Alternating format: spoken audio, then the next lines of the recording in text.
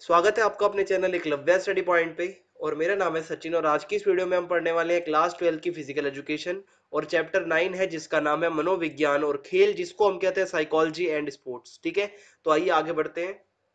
आपको बताना चाहूंगा कि इंग्लिश की ई बुक अवेलेबल है जिसमें मोस्ट इंपोर्टेंट क्वेश्चन आंसर्स आपको मिलेंगे एमसीक्यू के साथ। अगर आप परचेज करना चाहते हैं तो आप हमारे मोबाइल ऐप एकलव्य ऑफिशियल को डाउनलोड करके वहां से कर सकते हैं। तो अगर आपकी कोई भी क्वेरी हो, कोई क्वेश्चन हो, तो आप मुझसे इंस्टाग्राम पे पूछ सकते हैं। मेरा यूजर नेम आपके सामने है। अगर हम बात करें कि इस चैप्टर में हमें क्या क्या पढ़ना है हमारे सिलेबस के अकॉर्डिंग, तो हमें सबसे पहले पढ़ना होगा कि मतलब जो पर्सनैलिटी है वो क्या होती है, इसकी डेफिनेशन क्या है, कितने टाइप्स की होती है, इसके ट्रेट टाइप्स। ठीक है, और कुछ क्लासिफिकेशंस हम पढ़ेंगे पर्सनैलिटी के जो कि शेल्डन और जंग ने बताए थे। और हम बिग फाइव थ्योरी पढ़ेंगे।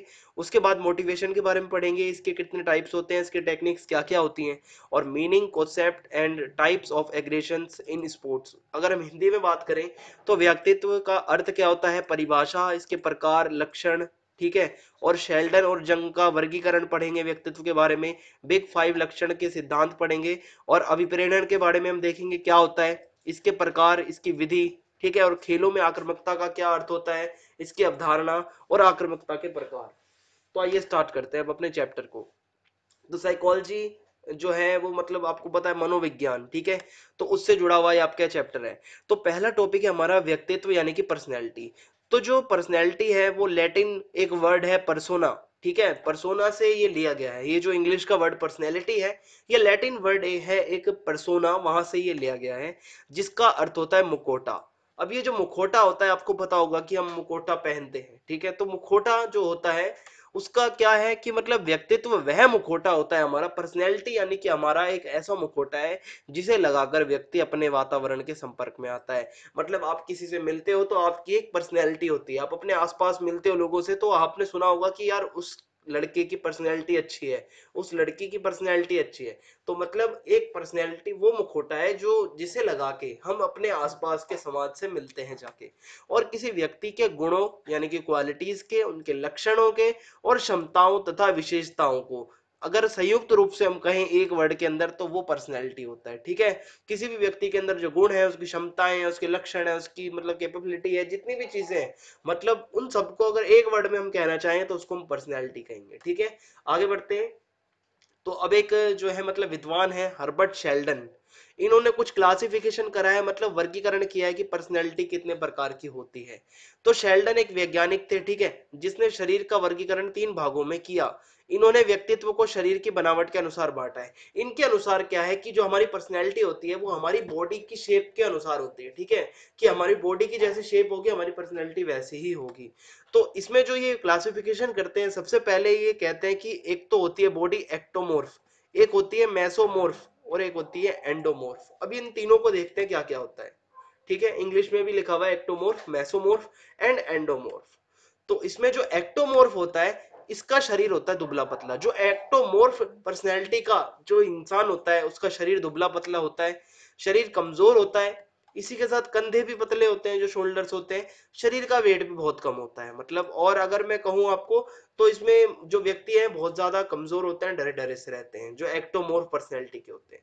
सेकंड है मेसोमोर्फ। मेसोमोर्फ को हम कह सकते हैं जो मस्कुलर होते हैं, एकदम हट्टा कट्टा शरीर, ताकतवर जिसे हम कहते हैं, कंधे चौड़े, मजबूत कंधे। ठीक है, बॉडी बिल्डिंग जो करते हैं लोग, इस तरीके के शरीर वाले। छाती बहुत बड़ी, चेस्ट अच्छी खासी। ठीक है, और कमर पतली, और बहुत ज्यादा इसमें मतलब एनर्जी होती है। ये मतलब वही बॉडी है जो मतलब 16 का डोला और 46 की छाती। ठीक है, आप इसको समझ सकते हो।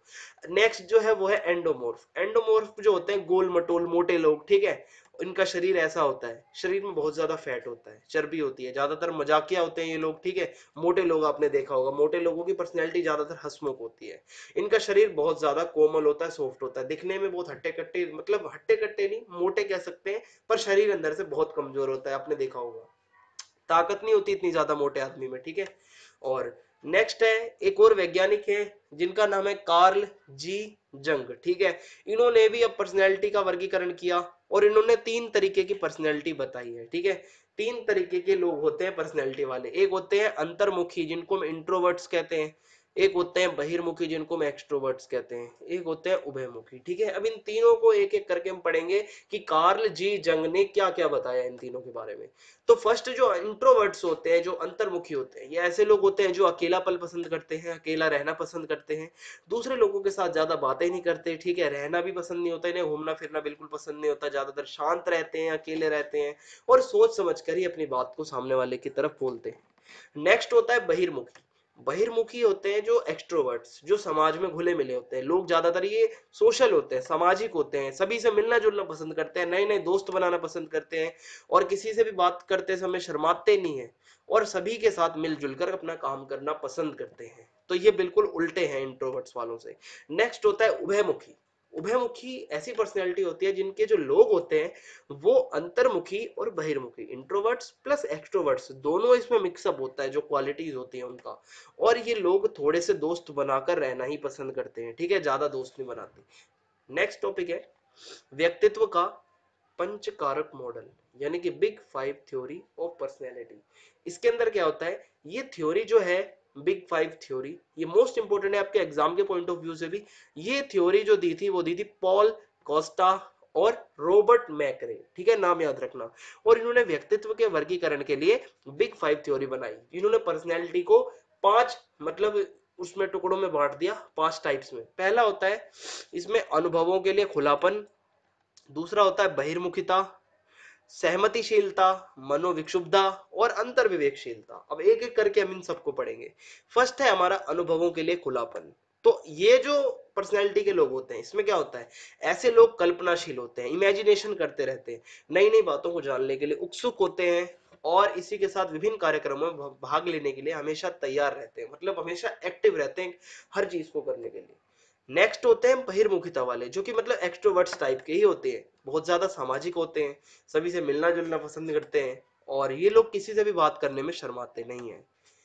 नेक्स्ट है सहमतिशीलता। इसमें क्या होता है, ऐसे लोग जो होते हैं वो किसी भी व्यक्ति को नुकसान नहीं पहुंचाते, हमेशा दूसरों की मदद करते हैं, दूसरों की हर बात के साथ एग्री करते हैं। फोर्थ है मनोविक्षुब्धता। इस पर्सनैलिटी के जो लोग होते हैं हमेशा दूसरे लोगों को तंग करते रहते हैं, परेशान करते रहते हैं, टीज करते रहते हैं, दूसरों को चिढ़ाते हैं। ऐसे लोग हमेशा कोई ना कोई चिंता में भी रहते हैं, इनका बीपी जो ब्लड प्रेशर होता है वो हाई रहता है। अगले हैं अंतर विवेकशीलता। इस पर्सनैलिटी के जो लोग होते हैं ये बहुत ज्यादा मेहनती होते हैं, हार्ड वर्किंग होते हैं, अपने लक्ष्य यानी कि गोल को प्राप्त करने के लिए हमेशा संघर्ष करते रहते हैं, हमेशा स्ट्रगल्स करते रहते हैं और बहुत जिम्मेदारी के साथ सभी कार्यों को करते हैं, किसी से झूठ नहीं बोलते और बहुत ज्यादा भरोसेमंद होते हैं। नेक्स्ट हमारा टॉपिक है अभिप्रेरण, जिसको हम मोटिवेशन भी कहते हैं। मोटिवेशन वर्ड आपने सुना होगा कि यार मैं बहुत ज्यादा डिमोटिवेट हो रहा हूं, या आपने सुना होगा कि मुझे मोटिवेशन मिला है बहुत ज्यादा। हमें किसी चीज से मोटिवेशन मिलता है। ठीक है, कोई हमें अगर इनाम देता है, अगर स्कूल में अच्छी परफॉर्मेंस लाते हैं, कोई हमें ट्रॉफी मिलती है तो हमें मोटिवेशन मिलता है। हम क्रिकेट खेलने जाते हैं, अगर हमें कोई मेडल मिलता है तो हमें मोटिवेशन मिलता है अगले मैच के खेलने के लिए। ठीक है, तो अब इसी को हम पढ़ते हैं। तो मोटिवेशन जो होता है वो एक ऐसी सिचुएशन होती है, ऐसी स्थिति होती है जिसमें व्यक्ति आंतरिक यानी कि इंटरनल और एक्सटर्नल दोनों कारकों के मतलब लगातार प्रेरित होकर लक्ष्य की ओर अग्रसर रहता है। जो टारगेट होता है सिर्फ वही दिखता है अगर व्यक्ति मोटिवेट हो जाता है, उसको सिर्फ अपना टारगेट दिखता है। आप एज ए स्टूडेंट हो, आपका टारगेट है सीबीएसई बोर्ड में अच्छे नंबर लाना, तो आप मोटिवेट रहोगे कि हाँ मुझे अच्छे नंबर लाने हैं, तो कल को लोग मेरी तारीफ करेंगे, मुझे जानेंगे। ठीक है, अब अगला देखते हैं, अब आगे बढ़ते हैं। नेक्स्ट जो है हमारा, अब हम देखते हैं टाइप्स ऑफ मोटिवेशन। जो मोटिवेशन होता है वो कितने प्रकार का होता है। एक होता है आंतरिक अभिप्रेरण, जिसको हम कहते हैं इंटरनल जो हमारा मोटिवेशन होता है। ये कैसे होता है, आंतरिक अभिप्रेरण का अर्थ होता है कि जब मोटिवेशन की शक्ति हमारे अंदर से ही आती है, जब हमें खुद से मोटिवेशन महसूस हो। ठीक है, अंदर ही अंदर हम मोटिवेट होते हैं, जैसे कि किसी भी कार्य को हम खुद की इच्छा से करना चाहें, तो ये आंतरिक अभिप्रेरण है। यानी कि फॉर एग्जाम्पल आप एक स्टूडेंट हो, अगर बैठे बैठे आपको अपने अंदर से खुद ही लगता है यस कि हाँ मेरे को कुछ करना है, मुझे परसेंटेज लानी है, तो ये आपका इंटरनल मोटिवेशन है। अगर सामने वाला आपको आगे समझा रहा है कि आपको पढ़ना चाहिए, आपको ये मिलेगा वो मिलेगा, तो वो एक्सटर्नल मोटिवेशन में आता है। इंटरनल का मतलब है आपकी खुद की आत्मा का है आपको। और उदाहरण के लिए खुद को सबसे बेहतर खिलाड़ी बनाने के लिए खुद से मेहनत करना। अब कोई क्रिकेटर है, कोई फुटबॉलर है, वो खुद को ये अंदर से कहे कि हाँ मैं प्रैक्टिस करूंगा तभी मैं परफेक्ट बन पाऊंगा, इसीलिए मुझे मेहनत करनी है, तो ये इंटरनल मोटिवेशन होता है। नेक्स्ट है हमारा बाह्य अभिप्रेरण, जिसको हम एक्सटर्नल मोटिवेशन कह सकते हैं। तो बाह्य अभिप्रेरण का अर्थ होता है कि जब हमें मोटिवेशन की शक्ति बाहर से मिलती है, किसी दूसरे पर्सन से, ठीक है। उदाहरण के लिए कोई हमें बाहर वाला आके ट्रॉफी देता है हमारे अच्छी परफॉर्मेंस के लिए, तो हमें मोटिवेशन मिलेगा। और यहाँ हमें ये डर रहता है कि बदनामी हो जाएगी हमारी अगर हम पढ़ेंगे नहीं, खेलेंगे नहीं अच्छे से, तो बदनामी के डर से भी लोग मोटिवेट हो जाते हैं, ठीक है। मान लो फॉर कोई एग्जाम्पल है, कोई क्रिकेट प्लेयर है, उसके ऊपर अगर प्रेशर है, उसको अपनी बदनामी का डर है, मैं नहीं अच्छा खेलूंगा तो मुझे टीम से बाहर कर दिया जाएगा, लोग हंसेंगे अलग मेरे पे, ठीक है। तो वो अपने आप ही उसके अंदर से मोटिवेशन जो होगा उसको इन्हीं कारणों से मिलेगा। अब हम किन किन टेक्निक्स के द्वारा मोटिवेशन ला सकते हैं, आइए आपको बताता हूं। पहला है पुरस्कार दिया जाए। कोई अच्छी परफॉर्मेंस कर रहा है, नॉर्मल भी कर रहा है, उसको अगर हम पुरस्कार देते हैं, एक तरीके से कुछ इनाम देते हैं, रिवॉर्ड देते हैं, तो उसके अंदर मोटिवेशन आएगा। नगद पैसे दिए जाए, किसी को प्राइज, कैश प्राइज दिया जाए, ठीक है, तो इससे भी मोटिवेशन आता है। खिलाड़ी की बहुत प्रशंसा की जाए, आपको पता है ना कि ज्यादा हम अगर किसी की वो प्रशंसा कर देते हैं तो वो बहुत ज्यादा अपने आप में ही मोटिवेट हो जाता है। अगर किसी खिलाड़ी के खेल को सीधा प्रसारण यानी कि लाइव टेलीकास्ट करके दिखाया जाए, तो वह खिलाड़ी अच्छा प्रदर्शन करने के लिए मोटिवेट हो जाएगा, क्योंकि इससे वो फेमस होगा। सबको पता होता है कि मैं अगर लाइव टीवी पे हूँ, ठीक है, लाइव मैच चल रहा है, तो मुझे अच्छा खेलना है, क्योंकि अगर मैं अच्छा खेलूंगा तो मैं फेमस होऊंगा। और खिलाड़ी को खेलने से पहले जोश से भरे गीत सुनाए जाएं। मैच शुरू होने से पहले आपको पता है नेशनल एंथम बजाया जाता है स्टेडियम्स में। तो वो इसीलिए होता है कि इंसान को या उस देशवासी को, अगर इंडिया का खिलाड़ी है तो राष्ट्रगान सुन के उसके अंदर मोटिवेशन आएगा कि हाँ मुझे अपने देश के लिए खेलना है आज, और मैं मोटिवेट हूँ पूरी तरीके से। नेक्स्ट टॉपिक है हमारा अग्रेशन, जिसको हम आक्रामकता कहते हैं। अग्रेशन यानी कि जिसको हम गुस्सा आना भी कहते हैं बहुत बारी, की अग्रेसिव या अग्रेशन, ठीक है। अक्सर खेलों में ऐसा हो जाता है कि खिलाड़ी को गुस्सा आ जाता है, ठीक है, जिससे वो दूसरे खिलाड़ी को नुकसान तक पहुंचा सकता है। इसके प्रकार बताऊं अगर मैं आपको इसके अग्रेशन की आक्रामकता से, तो वो एक होता है शत्रुतापूर्ण आक्रामकता, और एक होता है सहायक आक्रामकता, एक होता है मुखर आक्रामकता। तीनों को वन बाय वन पढ़ेंगे। सबसे पहले होता है हमारा शत्रुतापूर्ण आक्रामकता। इसका अर्थ होता है सामने वाले खिलाड़ी को शत्रु समझकर जानबूझकर उसके शरीर को आक्रामक होकर नुकसान पहुंचाना। सिंपल सी बात है, आपके सामने कोई खिलाड़ी खेल रहा है, आप उसको दुश्मन समझते हो, आपने जानबूझ के उसके बॉडी को, उसके शरीर को गुस्से में आके नुकसान पहुंचाया, तो ये कहलाएगा शत्रुतापूर्ण आक्रामकता। सिंपल सी बात है। सेकंड है सहायक आक्रामकता। इसमें क्या होता है कि यह ऐसी आक्रामकता, ये ऐसा गुस्सा होता है जिसमें किसी दूसरे खिलाड़ी को जानबूझकर कोई शारीरिक नुकसान नहीं पहुंचाया जाता। इसमें मतलब ये हमारा इंटेंशन नहीं होता कि हम सामने वाले को जानबूझकर जो है नुकसान पहुंचाएं।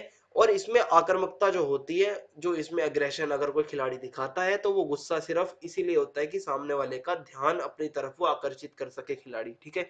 कोई चोट पहुंचाने का इसमें उद्देश्य नहीं होता। थर्ड होती है मुखर आक्रामकता।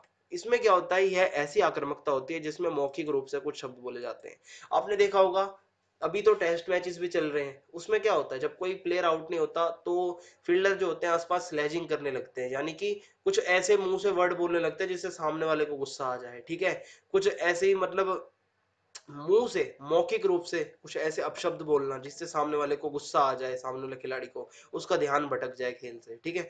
और ये मनोवैज्ञानिक रूप से नुकसान पहुंचाती हैं चीजें। अगर कोई खिलाड़ी अच्छा सेट है, अच्छी बैटिंग कर रहा है, तो उसको साइकोलॉजिकली ये क्या करते हैं कि मतलब मुंह से कुछ ना कुछ इधर उधर की बातें बोल देते हैं, जिससे खिलाड़ी के दिमाग पे असर पड़ जाता है, फिर वो खिलाड़ी लय से नहीं खेल पाता। तो ये मुक्कर आक्रामकता होती है, जो हम अपने मुंह से कुछ ऐसे वर्ड्स निकालते हैं जिससे खिलाड़ियों को गुस्सा आ जाए।